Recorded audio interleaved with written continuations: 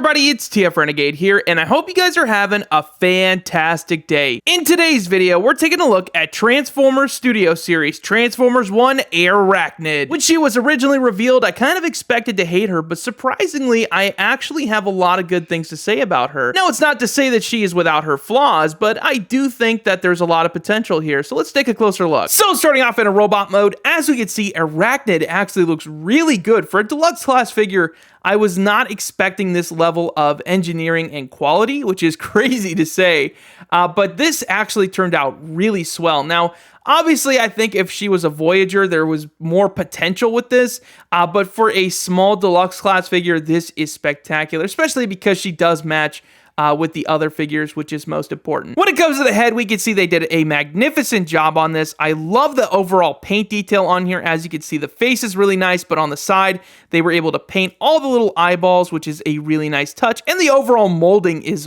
really, really cool. I'm really happy with how that turned out. When it comes to the side over here, as we can see, nothing too crazy in terms of paint, just some red stripes on the shoulders on both sides, but the best part about this is there's no hollow points on the arm, which is a godsend when it comes to Transformers because you never know if you're going to get a hollow bit or one that's filled in, and this is really nice. When it comes to the middle of the figure, as you can see, we got a lot of nice molded details in the middle over here, but not a lot of paint. When you move to the bottom over here, as you can see, these are magnificent legs. They did a really good job keeping these slender, like in the movie, how she's got very skinny legs because she's like a spider. So I'm really happy they were able to keep that on the figure, and she's got some nice blades on the inside of her knees over here, which is a nice touch. When it comes to the backpack, as we can see, it does stick out just a little bit over here, but honestly, I don't think it's that bad.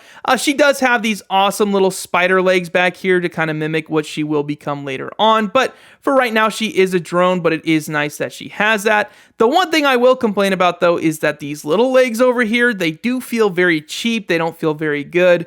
Just a very rubbery kind of plastic. It just isn't great, but honestly, that's a really nitpicky thing because they do their job pretty well, so you know, it's not a terrible thing. And of course, on the back of the legs over here, no gaps at all. Everything looks fantastic. Now, when it comes to the accessories, Airachnid only comes with two little guns over here. As you can see, there's nothing too crazy. They are the same, but they do have some nice silver paint on the barrel, which looks pretty cool.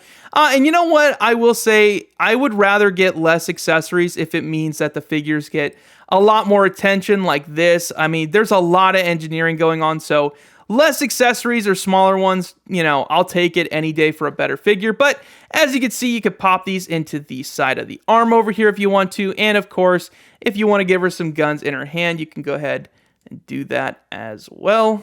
You can see how that is. So when it comes to the articulation of Airachnid, she can look to the left, to the right, and all the way around like so. She cannot look up in the air, but she can look down upon you if you so choose. When it comes to the arms, you cannot stick these all the way up, which is a bit of a bummer, but when you want to move them all the way around, you can. Just make sure you move the legs in the back out of the way, but you can totally do it. She does have an elbow rotation. She has an elbow bend. It's on a ball joint, so you can pretty much move that wherever, but nothing with the wrists. They are stuck in place, which is a bit of a bummer, but honestly, not terrible on her. But when it comes to the waist, though, this is the biggest crime. There is no waist rotation. We are very sad about that. When it comes to the legs, she does have a knee rotation right over here, and of course, she does have a knee bend. It's a 10 out of 10 on the bend.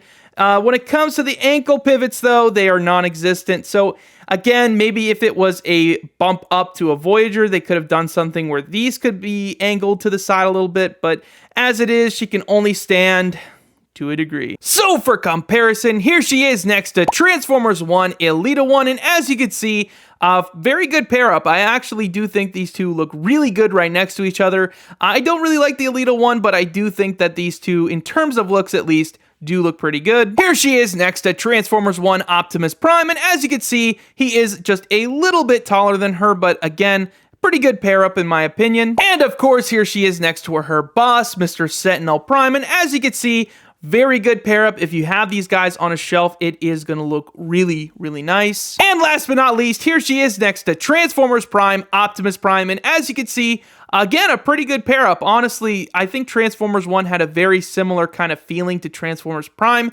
So if you're not really collecting for Transformers 1, but you still want Airachnid to go with your Transformers Prime figures, you can get a pretty good idea how those two look together. And honestly, I don't think it's that bad. And here we have Airachnid fully transformed into her drone mode. And honestly, turned out pretty good, but it's not perfect. I'll say this, it's a very good bite-sized fun version of what she looked like from the film, but it's not perfect at all. As you can see, I mean, there's a lot of gappage going on in the front and stuff, so I do think there's a lot to be desired here, but it is a pretty good version of it. Like I said before, you can see in the front over here, a lot of gappage going on over here, but doesn't look terrible. Her guns are over here, and the inside of her hands turned into guns as well, so it's pretty cool. When you look at the side over here, you can see the little red stripes from her shoulder over there, and her legs actually transformed into some landing gear, which is pretty cool. Now, when you're taking a look at the bottom, it actually looks pretty good. They clean this up extremely well under here. And of course, the main event is the top, which looks absolutely phenomenal for a bite-sized version of the figure. And as you can see,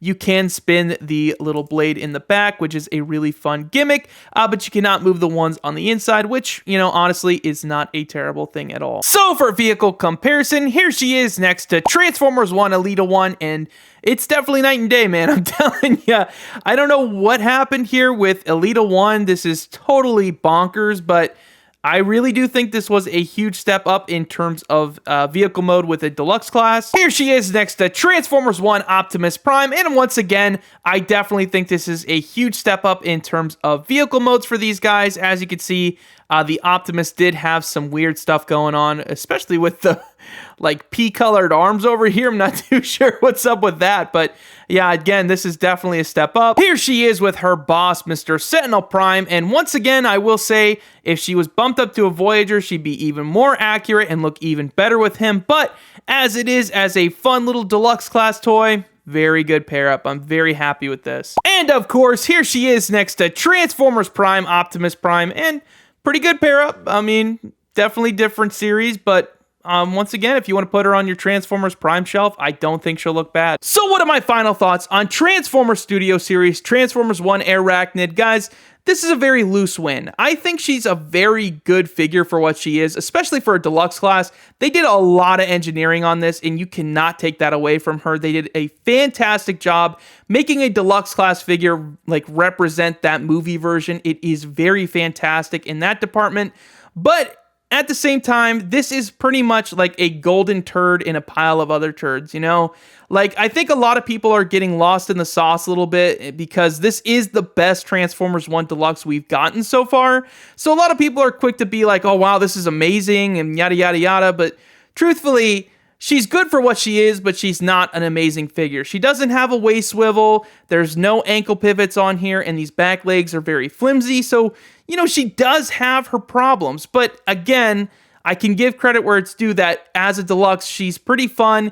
And she's just a very good bite-sized version of that character. So hopefully one day we do revisit Transformers 1 and class everybody up to the next size so we can get some very accurate versions of those characters. So for the collector's rating, let's go ahead and give Airachnid an 8.5 out of 10. She's a very fun figure, especially for a deluxe class. They did an excellent job in terms of engineering for her. It's really amazing what they were able to accomplish with this. But at the same time, you know, we're still not there yet. I think a Voyager class version would definitely make her a lot better, but as she is, she will look really good in your Transformers 1 collection, and if you want to put her with your Transformers Prime figures, I don't think you'll be disappointed in that area either. She does look very good there, but, you know, as it is, I think an 8.5 out of 10 is very fair for her. For the parents rating, we're going to go ahead and go with an 8.5 as well. I think she's very fun. If kids enjoyed the Transformers 1 movie, they will enjoy this figure because she is a very bite-sized version of it.